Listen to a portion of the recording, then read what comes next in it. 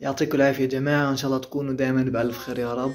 اليوم رح نحكي عن الشهيدين أحمد عاطف دراغمي والشهيد عز الدين صلاحات. طبعا في البداية نترحم على أرواح الشهداء جميعا، وخصوصا الشهيدين اللاعبين عز الدين صلاحات. قولي وين رايح، قولي وين رايح، مسك منك فايح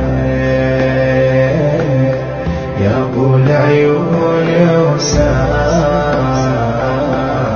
فضيت المطايح. وأحمد عاطف دراغمي طبعا لنبدأ الحديث عنهم بأن عز الدين صلاحات اللاعب الذي كان يقبع في نادي الشرطة الفلسطينية، وكان بصدد الانتقال لنادي بيت عور التحت الفلسطيني.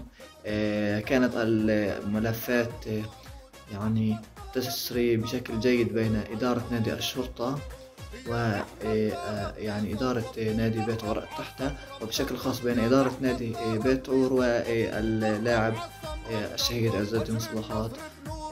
أغلقت الملفات لفترة قصيرة، لكنها استمرت في الإغلاق للأسف بعد نبأ استشهاد اللاعب عز الدين صلاحات، لتكن إن شاء الله له يعني منزلة ومرتبة في الجنة خير من تلك التي كان سيحصل عليها في مجاله الاحترافي الكروي. الآن نتكلم عن الشهيد أحمد عاطف دراغمي، اللاعب الذي كان يحمل الرقم 77 في نادي ثقافي الكرم، الذي يقبع في دوري المحترفين الفلسطيني في المسمى السابق، وفي المسمى الآني دوري الشهيد أحمد عاطف دراغمي سمي باسمه تكريما له واحتراما لمسيرته الكروية مع نادي ثقافة الكرم وفي دوري المحترفين الفلسطيني. إلى هنا نكون قد وصلنا مشاهدينا إلى اختتام هذا الفيديو الذي يتحدث عن الشهيدين دراغمي وصلاحات.